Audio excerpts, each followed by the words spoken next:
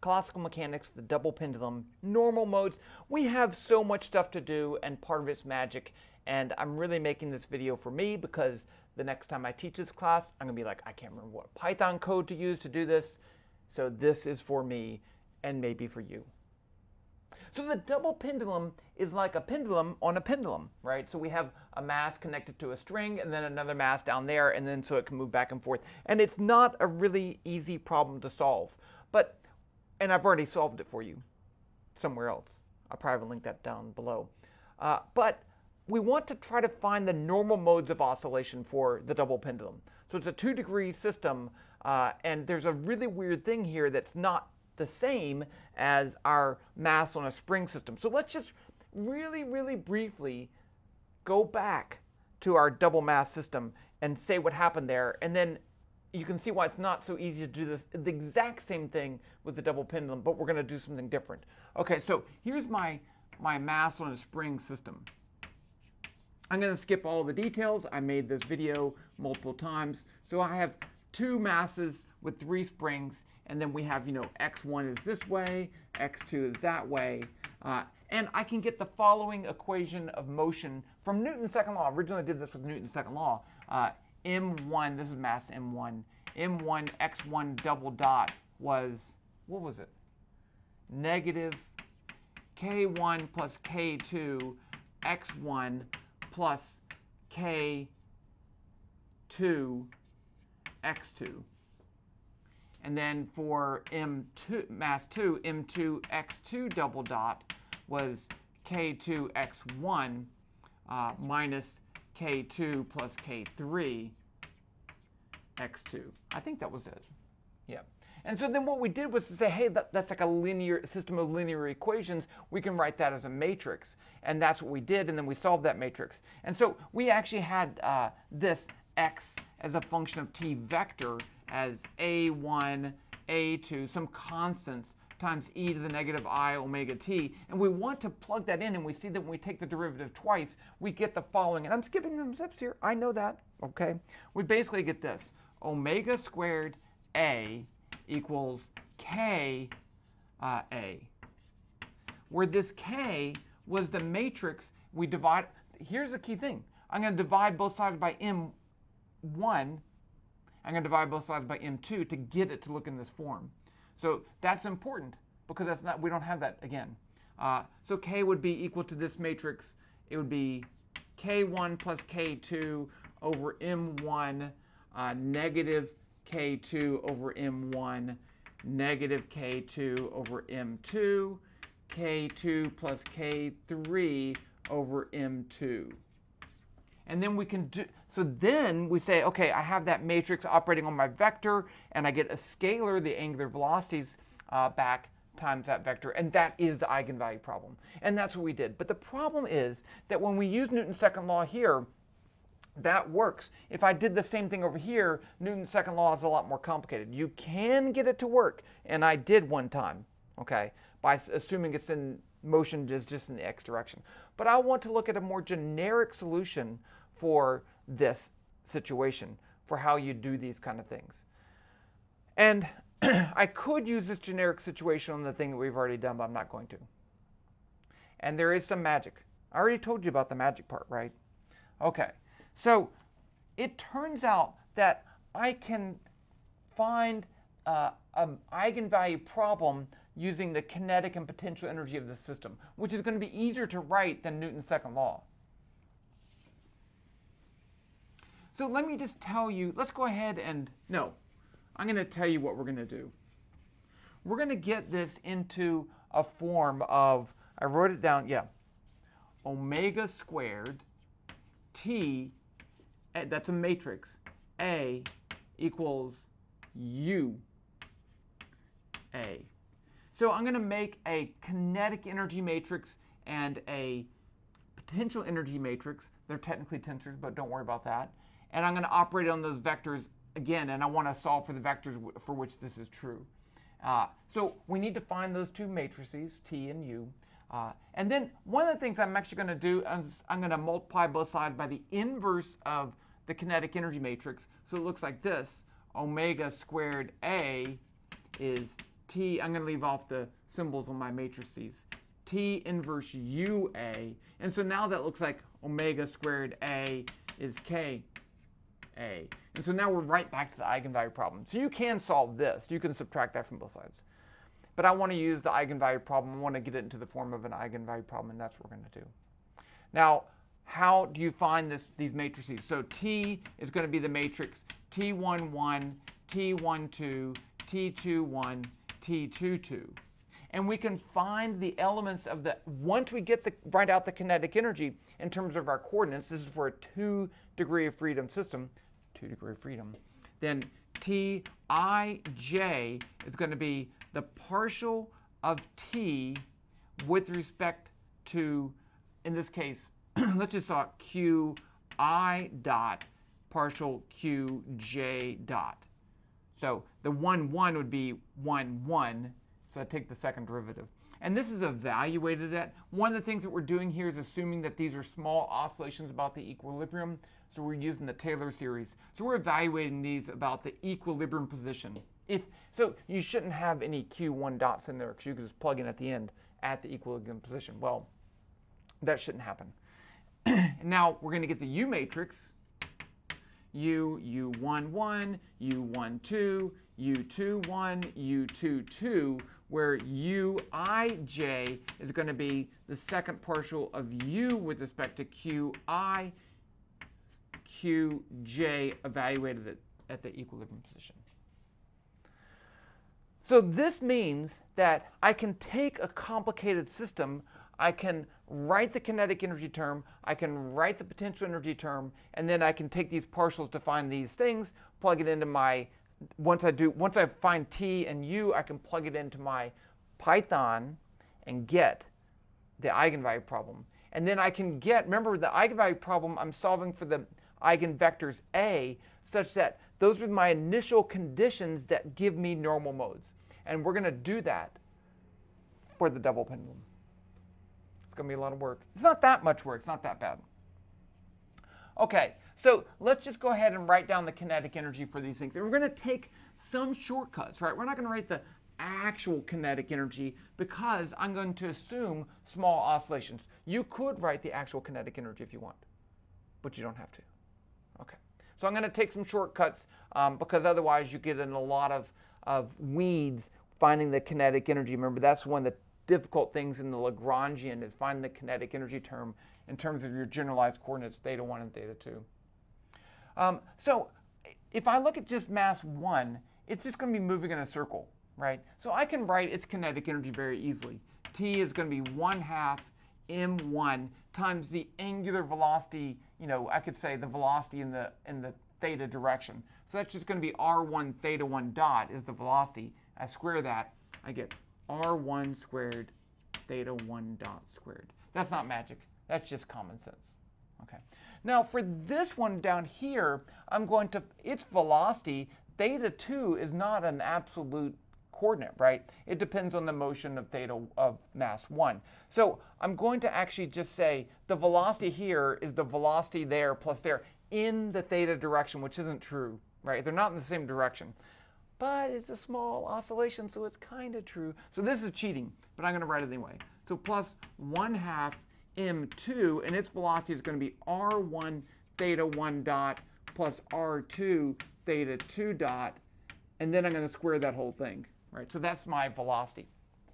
And again, not true. So that's good enough for my kinetic energy. Let's just start with the kinetic energy. Let's simplify that, which you don't even have to do. Right? I could take the partial derivatives just like it is. But I'm going to simplify it and then take the partial derivatives and get my T matrix. So this is going to be T is 1/2 m1 r1 squared theta 1 dot squared, had that already, plus 1/2 m2 times this. I get r1 squared theta 1 dot squared.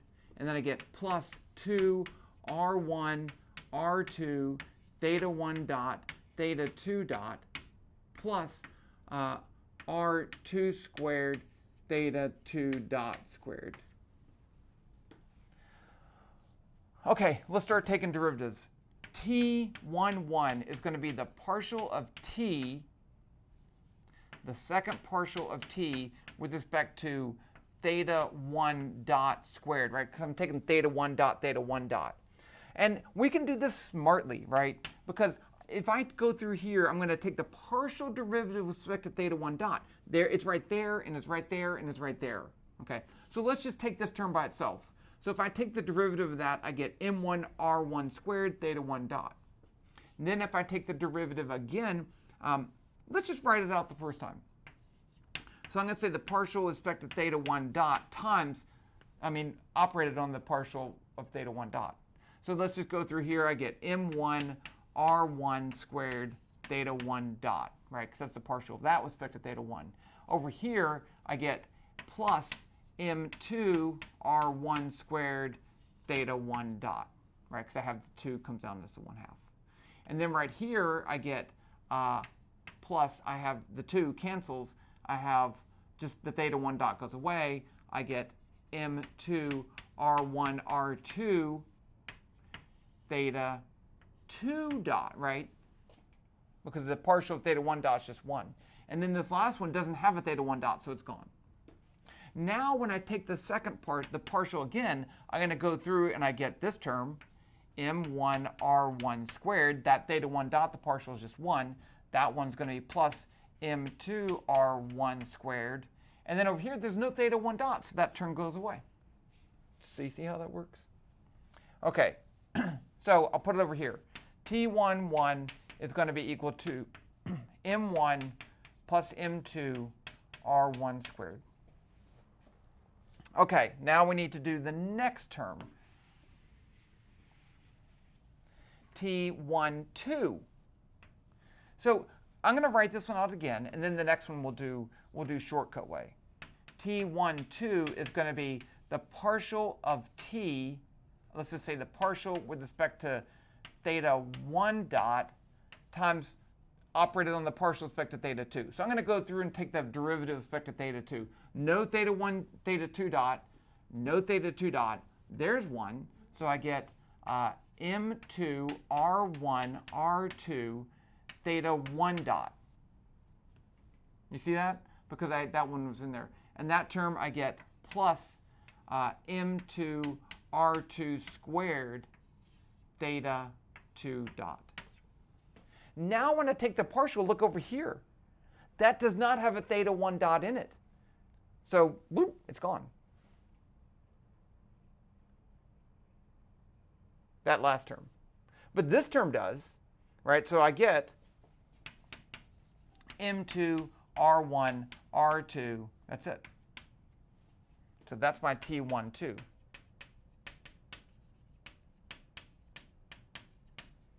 Okay, now if I switch the order, if I do T21, I'm going to get the same thing, right? Because I go through here, I'm going to take the partial with respect to theta 1, but then the next time I'm going to take the partial with respect to theta 2, so that's gone. Over here, that one's gone. This one's going to survive too, but I'm going to do the opposite. So I'm going to get the same thing.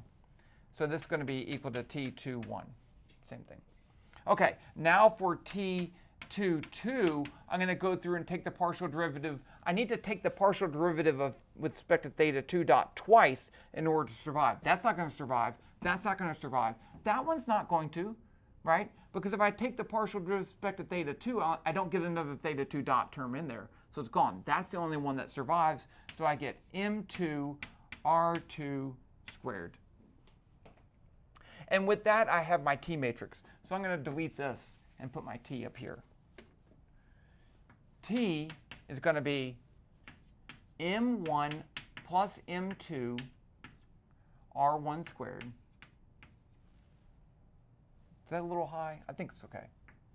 And then my T12 term is going to be equal to this, m1 r1 r2. Is that m1? No, it's m2. Right? Yeah. And this is also going to be m2 r1 r2. And then I have m2 r2 squared. Okay, you can see that. And so, you know, if you did the same thing and use the same method for the two masses with springs, you would get a diagonal matrix here. And so then when you take the inverse, it's the same as not even treating it like that. We could just take the inverse really easily, and we can divide both sides by m1, m2, and you get the same equation. So it's a lot easier. But here we have this some places call this the M matrix, but I found something that calls it this. So that's fine. Now let's go over to the potential energy, which I shouldn't have deleted the picture.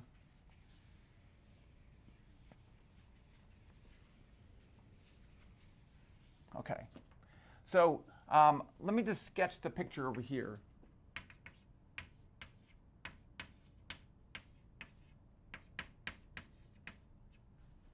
So I can find the potential energy as mgy, right? And so y is negative. So let's just see if we can write this out. U is going to be, this mass has a y value of negative m1 r1 g cosine theta 1. That's that y value height. That's pretty easy. Now that one, it's going to be equal to minus m2g, but then its y value is going to be r1 cosine theta 1 plus r2 cosine theta 2, right? Because that's going to be that height right there. It's this plus that. We could make an approximation that theta is really small, but I'm going to save that for later. Okay. Now I want to find u11. That's going to be the partial of u with respect to theta 1 twice. So here we can think, right? What if I take the partial derivative of cosine theta? Because here's I have a cosine theta 1. I'm going to have to take that. I'm going to have to take the derivative of that one too. The derivative of cosine theta 1, let's write this out as the partial with respect to theta 1. I'm going to write it out this first time of this. So if I take the partial with respect to theta 1, I'm going to get negative, so m1 r1 g sine theta 1. Over here, I'm going to get a negative. So that's going to be plus m2 g r1 sine theta 1. And then this term doesn't have a theta 1, so it's gone. Theta 1. Now when I take the second partial, the partial again, I have to take the partial of sine. This is a partial derivative, right? So the partial of sine theta is cosine theta. So I get m1 r1 g cosine theta 1 plus m2 g r1 cosine theta 1. Okay, so that's my u11 term. But you notice it has theta 1 in there. But we're going to put in at equilibrium. So at equilibrium, theta 1 is 0, theta 2 is 0. So 0 is 0. So this is just going to be equal to m1 r1 g plus m2 g. Well, I switch the r1 like that. Or m1 plus m2 r1 g. So let's put our u, where should we put u? Let's put it up here. U, let's just write it out as we're building it. That's a little high. Let's put it a little bit lower. U is going to be that term right there. m1 plus m2 r1g. Okay, now we need to take the derivative. We need to do the 1, 2. We can do it smart, right? We don't have to write it out. But if you're not sure, write it out. So this is going to be 1, 2. It's the second partial of u with respect to theta 1 with respect to theta 2. And so let's just think. If I go through and take the partial with respect to theta 2, right? That's what I'm going to do first. There's no theta 2. There's no theta 2. So I only have that term. And I get a negative sign, theta 2. Which I'm going to do, but I'm not going to do because when I go back through and take the partial with respect to theta 1, now I only have a theta 2 term in there, and so that's just going to be 0. Boom, 0. I did get 0 before, right? Yeah, I think I did. Yeah. Okay, now if I switch it up and I do it the other way, and I take the partial with respect to theta 1 and theta 2, the same thing happens. So this is u2, 1. So I get 0, 0. Now we need to do u2, 2.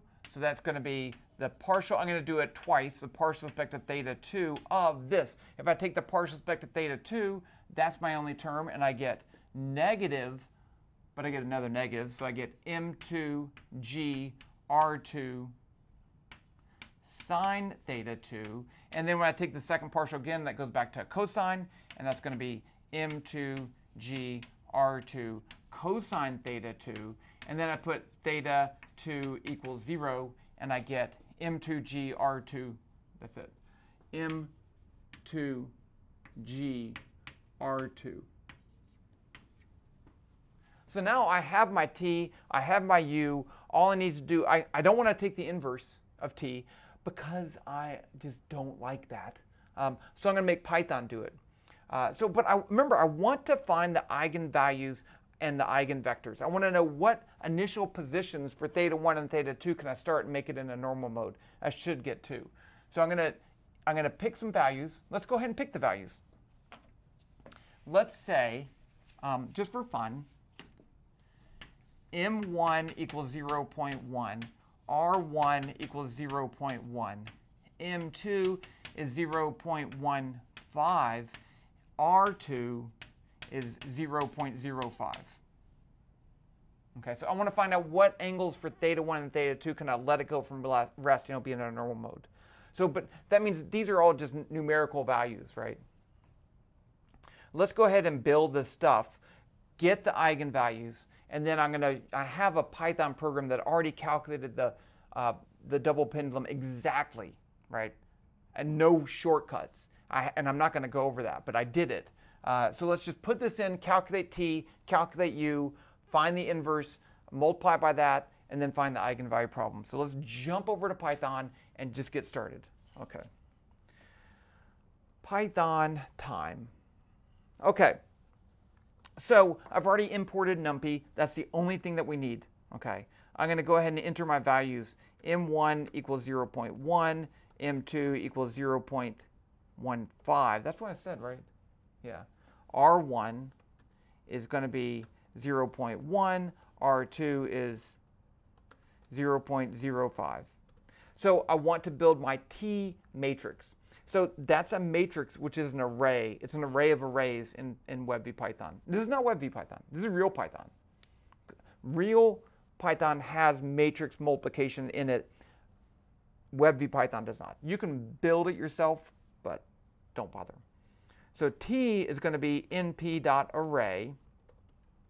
And it's a list, an array of arrays. So I want to enter my T matrix, which I have right up there. So it's M1, M2, M1 plus M2 times R1 squared. And now my next element is going to be M2, R1, R2. M2, okay, that's what it says. M2 times R1 times R2. Now my next row is going to be down below. It's going to be M2, R1, R2. And then, comma. And then my last element is M2, R2 squared. Capital. Is this big enough? I think it should be big enough, but I'm going to make it bigger. Is that good? Maybe that's too big. That's fine. No, I'm going to make it go back there. Okay. So I always get scared, so let's just print this matrix. So it did do a 2 by 2, so that's good. Now let's make our U matrix np.array list of M1, M2, R1, G. Oh, I don't have G. G equals 9.8. So this is going to be equal to M1 plus M2 times R1 times G. And then the next element, 0. And then the next row is going to be 0, M2 times R2 times G. And let's print that one. Okay, seems legit. Now I'm going to make this K matrix, and it's going to be the inverse of t multiplied by u. Now, if you just do t times u, it's going to just multiply the elements by each other, and we don't want that. We want matrix multiplication. So there's a matrix multiplication, and there's a matrix inverse in NumPy. So let's just say k is equal to np.matmul. You see how they name things? Matmul is matrix multiplication. So the first matrix I want to multiply is the inverse of t, which is going to be np.linalg, for linear algebra, dot inverse of t. So that's t inverse, and then the other matrix is going to be u. And so let's print k. Again, you won't know that it's right or not, but we can at least get an idea that it at least runs. So there's my k matrix. So let's go ahead and find the eigenvalues now. So we did this before, W2A. So I'm going to find the eigenvalues and the eigenvectors. I'm going to call the eigenvectors A.